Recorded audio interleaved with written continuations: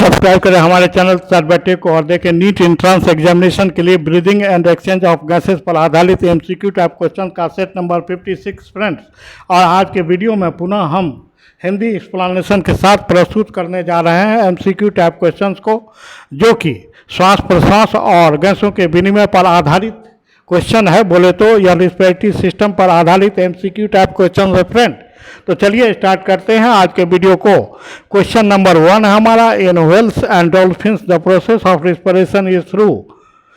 Whale और dolphin में श्वसन की प्रक्रिया किसके माध्यम से होती है फ्रेंड? तो यहाँ पर रिस्पिरेटरी ऑर्गन की बात हो रही है। तो हम जैसा कि जानते हैं कि व्हेल और डॉल्फिन्स मैमल्स हैं और इसमें रिस्पिरेटरी ऑर्गन्स क्या होता है? तो लंग्स होता है फ्रेंड्स, फेफड़ा होता है। हालांकि ये जलीय प्राणी होते हैं। आगे हम बढ़ते हैं फ्रेंड्स। तो यहाँ पर देखते हैं option number C is correct answer for the question number 1। Next question हमारा क्वेश्चन नंबर 2, एरोबिक श्वसन की प्रक्रिया में अंतिम उत्पाद है। तो फ्रेंड्स जैसा कि हम जानते हैं एरोबिक श्वसन की प्रक्रिया ऐसी प्रक्रिया है रिस्पिरेशन की जिसमें ऑक्सीजन की आवश्यकता होती है।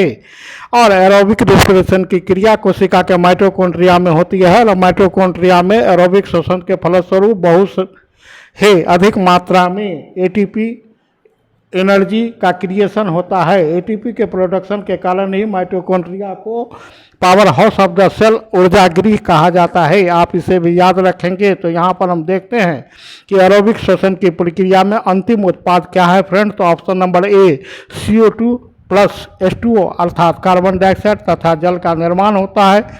साथ ही साथ अधिक मात्रा में एनर्जी का लिबरेशन होता है फ्रेंड्स। तो so option here A, option number A is correct answer for the question number 2। Next question की बात करेंगे question number 3, in aerobic respiration glucose breaks down into. यहाँ पूछा जा रहा है कि एरोबिक श्वसन में ग्लूकोज टूट जाता है फ्रेंड्स। तो यहाँ पर फिर ऑप्शन नंबर ए की बात हो रही है। जैसा कि मैंने बताया carbon dioxide, water and energy. Option number A is correct answer for the question number 3। Next question की बात हो रही है क्वेश्चन नंबर 4 की बात करते हैं फ्रेंड्स। तो हम देखते हैं a chemosensitive area located in the medulla oblongata of the brain stem is highly sensitive to. वह केमोसेंसिटिव एरिया जो कि ब्रेन के मेडुला ऑब्लांगाटा भाग में स्थित होता है, वह सेंसिटिव होता है। किसके प्रति सेंसिटिव होता है फ्रेंड्स? संवेदनशील होता है। किसके प्रति? तो वह आप देखते हैं option number C CO2 and H+ ions अर्थात कार्बन डाइऑक्साइड और हाइड्रोजन आयन के प्रति सेंसिटिव होता है केमोसेंसिटिव एरिया, जो कि हमारे ब्रेन के मेडुला ऑब्लांगाटा में स्थित होता है। So option number B is correct, option number C is correct answer for the question number 4। Next question की बात करेंगे फ्रेंड्स क्वेश्चन नंबर 5। और क्वेश्चन नंबर 5 में हम देखते हैं कि sometimes after doing physical work we get muscle cramps, this result due to. कई बार शारीरिक श्रम करने के बाद मांसपेशियों में ऐंठन हो जाती है। ऐसा निम्न कारणों से होता है। तो क्यों होता है फ्रेंड्स? जैसा कि हम जानते हैं कि ज़्यादा व्यायाम करते समय जो ऑक्सीजन की समुचित मात्रा है वह उपलब्ध होनी चाहिए, लेकिन यह मात्रा उपलब्ध नहीं हो पाती है, जिसके फलस्वरूप पर्याप्त ऑक्सीजन के अभाव में हमारे शरीर में लैक्टिक एसिड का फॉर्मेशन होता है, जिसके कारण मांसपेशियों में सूजन आ जाती है और ऐंठन उत्पन्न हो जाती है। तो यहाँ पर हम देखते हैं कि option number C correct answer है। Conversion of pyruvate to lactic acid अर्थात ग्लूकोज से पाइरूवेट बनता है और पाइरूवेट का कन्वर्सन लैक्टिक एसिड में हो जाता है। लैक्टिक एसिड के जमाव के कारण ही हमारे मांसपेशियों में ऐंठन उत्पन्न होती है। So here option number C is correct answer for the question number 5। आगे की हम बात करेंगे फ्रेंड्स क्वेश्चन नंबर 6 को देखते हैं। Which of the following membranes cover the lung अर्थात हमारे फेफड़ों को घेरने वाली झिल्ली जो कहता लेती है क्या कहलाती है? तो वह प्लूरा कहलाती है friends. Option number C is correct answer for the question number 6। Question number 7 की अगर बात करेंगे friends, the respiratory rate which is the number of the breaths a person takes per minute will be with the dash of temperature. श्वसन दर जो एक व्यक्ति द्वारा प्रति मिनट ली गई सांसों की संख्या तापमान में डैश के साथ होगी। तो क्या आगे फ्रेंड्स? ऑप्शन नंबर ए इंक्रीज कर जाती है। तो यहाँ हम देखते हैं, इसे वन लाइनर बनाकर अगर हम याद रख सकते हैं, the respiratory rate will be increase with the increase of the temperature. Show here option number A is correct answer for the question number 7। Question number 8 की बात करते हैं, हिंदी निम्नलिखित में से कौन सी गैस कार्बोक्सी हीमोग्लोबिन बनाती है? तो वह बनाती है फ्रेंड्स, हम लोग देखते हैं option number B CO2। CO2 with combines with the hemoglobin and form the carboxy hemoglobin.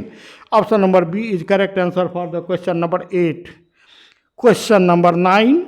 Carbonic anhydrase enzyme is found in carbonic anhydrase enzyme पाया जाता है, कहाँ पाया जाता है फ्रेंड्स? तो यह पाया जाता है बोथ RBC एंड प्लाज्मा में, and both help in the transportation of the carbon dioxide from the cell to lungs. आगे हम बढ़ते हैं फ्रेंड्स और यहाँ देखते हैं option number D correct answer है क्वेश्चन नंबर 9 के लिए। और आगे बढ़ते हैं क्वेश्चन नंबर 10 को देखते हैं। CO2 dissociates from the carbamino haemoglobin when.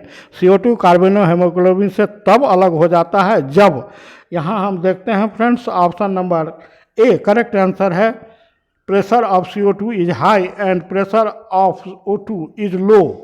Option number A is correct answer for the question number 10। Question number 11 की बात करेंगे friends. Carbamino haemoglobin is a complex formed when the carbon dioxide binds to. तो carbon dioxide किसके साथ बंध जाने पर carboxy haemoglobin का निर्माण होता है? तो यहाँ देखते हैं option number A correct answer है, haemoglobin in red blood cells. जैसा कि हम जानते हैं कि रेड ब्लड सेल्स का एक घटक होता है हेमोग्लोबिन, जो क्रमशः ऑक्सीजन के बंधने के कारण ऑक्सी हेमोग्लोबिन बनाता है और कार्बन डाइऑक्साइड के बंधने के कारण कार्बोक्सी हेमोग्लोबिन बनाता है। और साथ ही साथ यह पुनः जहाँ पर ऑक्सीजन की आवश्यकता होती है ऑक्सी हेमोग्लोबिन ऑक्सीजन और हेमोग्लोबिन में टूट जाता है। ठीक ही इसी प्रकार जब कार्बन डाइऑक्साइड को हटाने की बात होती है तो कार्बोक्सी हेमोग्लोबिन कार्बन डाइऑक्साइड को लिबरेट कर देता है, स्वतंत्र कर देता है और पुनः हेमोग्लोबिन नए ऑक्सीजन के साथ संयोग करके ऑक्सी हेमोग्लोबिन बनाता है। तो यह क्रिया चलती रहती है, इसलिए यहाँ पर option number A correct answer है। हेमोग्लोबिन एक घटक है रेड ब्लड सेल्स का, haemoglobin in the red blood cells option बिल्कुल करेक्ट आंसर है। आगे हम बढ़ते हैं फ्रेंड्स, नेक्स्ट क्वेश्चन को देखते हैं। क्वेश्चन नंबर 12 की बात करते हैं। तो चलिए देखते हैं। Select the favourable condition required for the formation of haemoglobin at alveoli. Alveoli में ऑक्सी हेमोग्लोबिन के निर्माण के लिए आवश्यक अनुकूल परिस्थितियों का चयन करें। तो यहाँ पर हम देखते हैं फ्रेंड्स, वे परिस्थितियाँ हैं जो कि एल्विलाई में ऑक्सी हेमोग्लोबिन के निर्माण को प्रभावित करती है। तो वे हैं option number B high pressure of O2 and low pressure of CO2, less hydrogen ion and lower temperature. आगे हम बढ़ते हैं फ्रेंड्स, ऑप्शन नंबर बी यहाँ पर करेक्ट आंसर है क्वेश्चन नंबर 12 के लिए। क्वेश्चन नंबर 13 की बात करते हैं। एरोबिक रिस्पिरेशन में अगर ईस्ट को ऐड किया जाता है फलों के रस में तो शर्करा किस रसायन में परिवर्तित हो जाती है फ्रेंड्स? तो यहाँ पर हम देखते हैं कि ऑप्शन नंबर डी की बात हो रही है, वह साइट्रिक एसिड में बदल जाता है। आगे हम बढ़ते हैं, नेक्स्ट क्वेश्चन हमारा क्वेश्चन नंबर 14। एरोबिक श्वसन के संदर्भ में निम्नलिखित में से कौन सा कथन सही है फ्रेंड्स? तो एरोबिक श्वसन के संदर्भ में यह कथन सही है, अर्थात ऑप्शन नंबर डी की बात हो रही है। The end product are CO2 H2O and energy and aerobic respiration takes place in presence of the oxygen and particularly it takes place in the mitochondria. So mitochondria is also known as the powerhouse of the cell and it is also known as the biochemical machine or energy generator of the cell, you may say। आगे हम बढ़ते हैं, question number 15 की बात करें। Question number 15 का फेफड़ों में मौजूद हवा को सिरापलक रक्त से अलग करने वाली परतें हैं, कौन सी परतें हैं फ्रेंड्स? तो option number B squamous, epithelium and endothelium. Next question, question number 16 की बात हो रही है फ्रेंड्स। तो क्वेश्चन नंबर 16 में हम देखते हैं यहाँ ऑप्शन नंबर डी स्प्लीन। निम्नलिखित में कौन सा अंग केवल ऑक्सीजन युक्त रक्त प्राप्त करता है? तो वह है स्प्लीन या पलिया। पलिया के बारे में जानते हैं, it is also known as the blood bank of our body. यह हमारे शरीर का रक्त बैंक कहलाता है। नेक्स्ट क्वेश्चन, क्वेश्चन नंबर 17 की बात हो रही है। निम्नलिखित में कौन सी झिल्ली फेफड़ों को घेरती है? तो यह प्लूरल मेम्ब्रेन है फ्रेंड्स, जो कि फेफड़ों को घेरती है और फेफड़ों को प्रोटेक्ट करती है बाहरी इंजरी से। सो option number A is correct answer for the question number 17। Question number 18, question number 18 हम लोग देखते हैं फ्रेंड्स। यहाँ पर क्वेश्चन नंबर 18 में option number B correct answer है। Non ciliated squamous the alveolar epithelium of lungs is, उपकला है फेफड़ों का, तो वह क्या है? नॉन सिलिएटेड स्क्वामस एपिथेलियम है friends. Next question, so option number B is correct answer for the question number B, question number 18। Next question, question number 19, option number C medulla oblongata के बारे में कहा जा रहा है कि मस्तिष्क का वह भाग जो श्वसन की प्रक्रिया को नियंत्रित करता है, the part of the brain which controls the process of respiration is known as medulla oblongata. Option number C is correct answer for the question number 19। Question number 20 की बात हो रही है। अधिक ऊंचाई पर रहने वाले व्यक्ति के रक्त में मौजूद आरबीसी की संख्या या आकार क्या होता है फ्रेंड्स? तो वह होता है option number D increase in the number.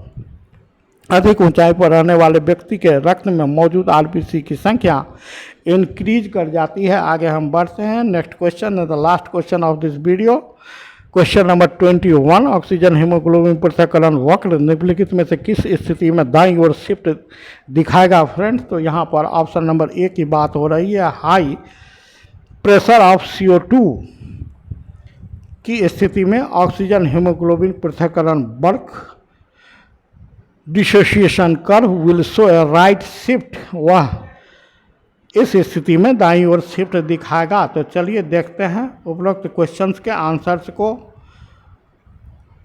जो कि 1 से 21 क्वेश्चन तक के आंसर्स हैं फ्रेंड्स। तो चलिए हम इस वीडियो को अब समाप्त करने जा रहे हैं। Thanks for watching, have U a good day.